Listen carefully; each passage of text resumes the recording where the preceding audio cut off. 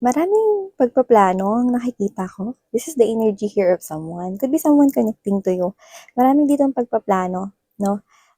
Left and right na parang successful plans yung gusto niya mangyari. So, ano man yung mga pinaplano niya, gusto niya maging successful ito. At gusto niya, no, na, ang tawag na ito, pag-isipan niyang mabuti, no, itong mga plano na ito, no? So, this person here actually gives me the vibe that he or she could be planning something here involving you, no? Or kasali ka dito sa mga plano niya. Yan. Yeah, definitely left and right here. So definitely this person here, no, is someone who is really inspired, no, na gumawa rito ng pagpaplano at gawin, maisagawa ang mga planong ito dahil ikaw ang inspirasyon sa likod ng mga planong ito. Oo. At ikaw ang kanyang empress.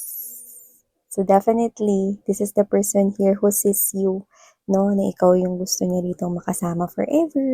Kaya may mga pagpaplano rito sa future. This person here wants you to give you the life na maganda, maalwan, no, yung hindi ka mahihirapan, no, kahit hindi ka mag-work or whatever. This person here will give you the best life ever. No? And for some reason, this person here could be owning a pet, a dog, a cat, kahit anong pet, fish, a hamster, rabbit. Ayan. Pero dahil nakita natin yung dog, nakita ko no, na itong person na to no, will be so faithful, faithfully in love sa'yo. Bongga! So, alamin pa natin, no? Alam nyo, pa-blooming ng pa-blooming kayo. Babae, lalaki, LGBT of course, welcome rin kayo mga sweethearts. Pa-blooming ng pa-blooming kayo, no, sa inyong energy, kaya lumalabas na rin sa inyong physical appearance, diba? Nagre-reflect na parang mirror. Okay, let's see more infos. Ano pang meron here for ya, guys?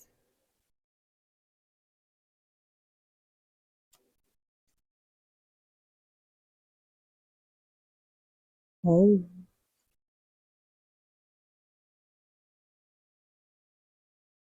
okay. Alam mo kung sino tong kumukonek sa'yo rito, mahal, no? Pwedeng may connection na kayo, like literally, no, kayo ay labi-dabi na. Lovebirds, no? So, yung iba pwedeng kasal na kayo nito, yung iba naman pwedeng boyfriend, girlfriend, magjowa na kayo. Yung iba naman, no, pwedeng hindi pa officialing kayo, pero ramdam ninyo, no, na parehas kayo ng nafe-feel towards each other. So, nakikita ko dito, noon pa lang, no, bago ka pa nito nakilala or una kanyang nakilala, alam niyang gusto at magugustuhan ka niya. Yan, no? May gano'n na agad siya, no? This person here sees you as the Queen of Wands energy. Very attractive, no? Marami kang mga ginagawa rito, no, na hindi mo alam or hindi ka aware, no, na nagbibigay rito ng saya sa iba, no, or nagbibigay rito ng inspirasyon sa iba, no. Alam mo yung energy mo, parang sinasabi niya na parang kapag nandun ka sa isang room, no, at lahat ng mga nandun sa loob ng room nahahawa sa energy mo. So, pwedeng you are a very positive person here. Okay? Your words are really powerful. Doesn't have to be that you're teaching here na mga experiences in life. Pwede din yun. Pero ang mas nakukuha ko dito yung parang kunwari when you are inside the room. No? Sabihin na natin you are beautiful or handsome here physically. Pero kapag nagsalita ka or nag-crack ka kunyari ng jokes or nagsabi ka ng jokes, no? Lahat is dalang-dala. No? Kahit hindi nakakatawa yon. Yes, it's all about energy. You vibe with your energy. And these people here get attracted to your energy. Ganun yun. At isa na siya rito, no, sa mga nahatak mo palapit sa'yo. Yan, no? So, this is the lucky one right here, no, na nabigyan ng chance na mapansin mo, no, out of all the people inside the room, no? Or sabihin na natin kung meron ka ritong options when it comes to love. This is the lucky one right here, no, na na-spot on mo no, na siya sa mga options mo right here around you ang pinili mo na patuloyin sa iyong heart. Yan, no? Well, I'm seeing here na deserve naman niya, no, ang spot na yan sa iyong puso. Yes na yes with this Eight of Pentacles energy, the Sun, and the Ace of Cups. Wow, this is really beautiful here. Beautiful love story is what I'm picking up. Let's continue. Ilatag naman na natin lahat bago natin tuluyan pang sabihin yung mga iba pang informations na nasisi or nakikita natin dito mga babes. Okay, yeah, definitely. This is the energy of an emperor right here. This is an energy here of someone, no, na gusto ritong i-handle ang sitwasyon na ito, love situation na to, no, maturely. Yeah. Oh, cut that. Oh, may sabihin ko sa inyo ano to Nako. Nako, nako, nako, nako, nako, nako, nako, nako. Yan. Ang taray. No, ang taray nun Medyo nagulat ako dun sa nakita ko na yan. May sabihin ko sa inyo. Okay. So, hey there mga may loves collective, thank you so much dahil nandito rin kayo. At meron pa tayong iba pang mga channel, ang mga links ay nasa description box. Kaya kung gusto ninyong tumambay there, see you there. Yan mga babes, no? Thank you so much. By the way, ako po si Yan. Welcome new subscribers, no? At sa returning subscribers, thank you so much for your warm love at supportang patuloy na binibigay niyo po sa akin dito, no? In my spiritual journey. Yan. So, dito, mga babes, no, nakikita ko, no, that this person here is appearing as the emperor here, someone who handles this love situation here in a very mature way. And this person here is seeing you as the Queen of Wands energy, the lovers. You know, from the looks of this person here will never get tired of telling you every day that he or she loves you.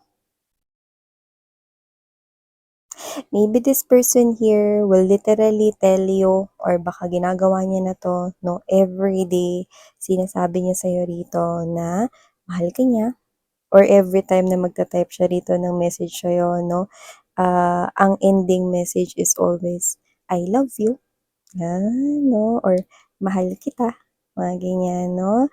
So, whatever the case may be, pwedeng yun, no? Like literally this person here is telling you he or she loves you. Or this person here is not telling you exactly that I love you. Pero this person here, tuloy-tuloy, araw-araw, pinararamdam niya na ikaw ay kanyang mahal at minamahal, no? Alam mo, wala kang kaidi-idiya doon, no? Wala kang kaidi-idiya doon, no? Akala mo, mga babes, no, mahal ka lang niya. Nagmamahalan lang kayo, you are in a very, very beautiful relationship right here. Pero, dito hindi mo alam, no, na mas malalim pa, no, sa alam mo yung pagmamahal niya para sa'yo. And this person keeps on popping out in your reading. So, definitely, palakas no, pa-intense na rito, no, ang energies. Kung hindi pa to dumadating sa life mo, well, parating na siya, na baka nga patawid na lang to mga babes, no, ng pedestrian crossing. At baka mamaya lang magkita na kayo, no? So, ibig sabihin, palapit ng palapit ng palapit, no? The union is very, very close for you to meet this person here. This beautiful energy is definitely your person, the lucky one, no? Siya ang swerte sa'yo. Siya ang swerte sa'yo. Yeah, I know, swerte ka sa kanya. Pero nakikita ko, no, that this person here will definitely agree na ikaw ang swerte sa kanya. Yan. No? Swerte ka nito, ng tao na to. Ganun ko nakikita to. Okay? So, if this person here is already in your life, you're already experiencing yung sinabi ko kanina na araw-araw niya pinaparating sa'yo na mahal ka niya. Kunwari, sa tawag, sa text, sa chat, no? Yung ending lagi ng chat is I love you. Kung hindi ending, basta laging may nakalagay doon na I love you, no? Kung hindi naman yun, ramdam mo everyday na mahal ka niya. No? Sa tawag, no? Kumain ka na ba, babe? Wag kang papalipas ng gutom, "Sige balik na muna ako sa meeting, I love you." Mga gano'n 'no? O, "Ay tawag na ako ng boss ko, mamaya na lang ulit, mahal kita." Yung mga gano'n, 'di ba? Oh, kinikilig ako. So, ibig sabihin, nakakakilig talaga ito, guys, no? Like, this is the person here who keeps on uh, showing you, expressing you that he or she loves you and that you deserve here to be loved. Yeah. And to be treated really, really, really, very, very, very well. So yeah, I'm picking up that whoever this person here is considering him or herself as lucky. Lucky. Maswerte. You know? I'm the lucky one. Ang swerte-swerte ko. Ganun yung nakikita ko dito sa person na to. No? This person here showers you with his or her love. This person here continuously making you feel happy, making you feel special. Gumagawa siya dito ng mga actions, mga bagay na kilig, magpapamahal mo palalo sa kanya, ganyan, no? So, this person here, yung mga pwedeng magpa-deliver siya, no, through GrabFood, mga Foodpanda, ganyan. Hindi pa ako endorser ng mga yan, pero maaaring magpa-deliver siya ng mga ganyan to you, okay? Or this person here surprise you with bouquet of flowers or might pop out from your office. Wala naman kayong usapan pero susunduin ka pala niya and then you're gonna have this dinner night with this person here. Candlelit dinner for others of you. This person here is, love surprises because this person knows that you love surprises. Okay? This person here knows that you are someone here na deserve na makatanggap ng gantong klase ng pagmamahal. Kaya hindi ko nakikita na kahit na busy rin siya sa iba't iba niya ritong ginagawa, no? Personal life, trabaho, negosyo, or pwedeng pareha siyang may ganon. Nakikita ko rito, no, na wala. Ano talaga, no? Hindi ko nakikita na nachuchupi ka sa kanyang oras, no? Actually, ikaw pa nga yung priority niya dito, no? Sabihin na natin, dahil emperor siya, kunwari siya yung CEO or mataas yung posisyon niya sa pinagtatrabahuhan niya or baka entrepreneur siya or owner siya ng business. Pero kung sino man siya, businesswoman, businessman right here, no? This person here will definitely make you feel, no, na hindi ka abala sa ginagawa niya. Kung may meeting man siya, this person will give you a call first. Hello, Han. Okay, I will be starting the meeting by 1 p.m. Yan, no? Since I have time pa ngayon, yan, no? Just wait for my call. My meeting will end up at exactly ganyan. This person here will continuously, okay, show you that you are important. Mas importante ka sa lahat ng iba pa niyang ginagawa sa mundo. At hindi naman siya ganito noon, nung bago ka pa niya makilala. So, ngayon na nakilala ka niya, nag-iba yung mundo niya rito. Sa'yo na gumalaw actually yung mundo niya. Okay? So, nakikita ko siya rito, no, na nakikita niya rin yung sarili niya, no, na hindi lang siya rito basta mapipilay kung mawawala ka sa kanyang mundo. Kasi ikaw na yung ginagawa niyang mundo. Yeah? So whether this person here holds that beautiful title or designation in his or her work, job, or career, it doesn't matter because you hold that very high authority or high designation here sa kanyang puso. Kahit mataas pa ang katungkulan at ang estado niya sa buhay, mas mataas pa rin, no? Ang iyong estado rito, no, sa kanyang buhay kaysa sa kanyang trabaho. Lumalabas lamang na ikaw yung pinaka-top priority niya at ikaw yung pinaka-importante ngayon, no, sa buhay niya, no. Ngayon lang, Miss Yan, well, nakikita ko that this is for eternity.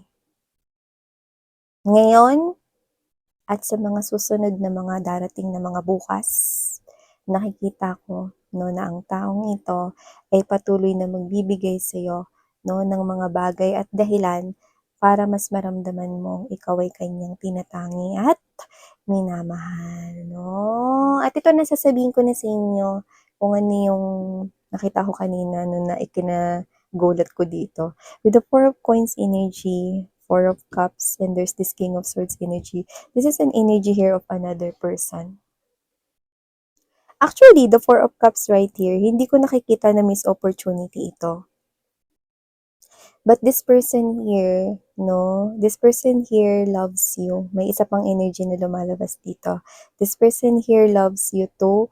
At sinasabi niya rito sa akin, no, na kung siya yung nasa posisyon ng person mo, which is, I mean, who is your emperor dito, no, kaya niya ring ibigay sa'yo yung katumbas ng pagmamahal na binibigay sa'yo nitong person na to, no, na pinag-uusapan natin, no, dun sa entire reading natin, 'di ba?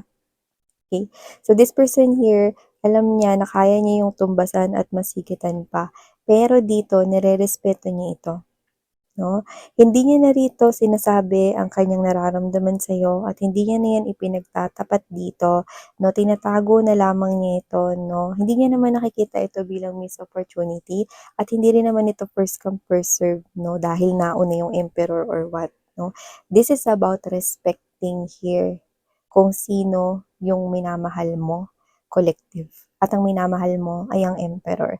At ang taong ito na palihim na nagmamahal sa iyo, no, ay tinatago niya ang kanyang damdamin at feelings for you out of respect to the woman or to the man he or she loves. And that is definitely you, ikaw. Malaki ang respeto niya sa iyo at itong tao na to, no, ay talagang minamahal ka niya. No? So, this person here is still in your life. So whoever this individual is, I'm seeing that this person here, nakikita ko rito, no, na malaki ang pagkakautang niya sa'yo. Hindi ko nakikita may malaki siyang utang sa'yo. No, miss yan. Malaki yung utang niya sa akin? Sa pera ba yan? No? Hindi. Ang pinaka nakukuha ko rito, no, sinasabi niya rito na malaki yung pagkakautang niya sa'yo dahil ilang beses mo or makailang beses mo na siyang tinulungan sa buhay niya. So if you have someone here in your life that you feel like unawarely, ang dami mo na palang natulong sa kanya, no? To the point na nahulog na rin siguro yung loob niya dahil sa maging kabutihang loob na pinakita mo. Eto, no? Ito siya, tinatago niya ang kanyang emotions and feelings sa'yo, no? This person here will continuously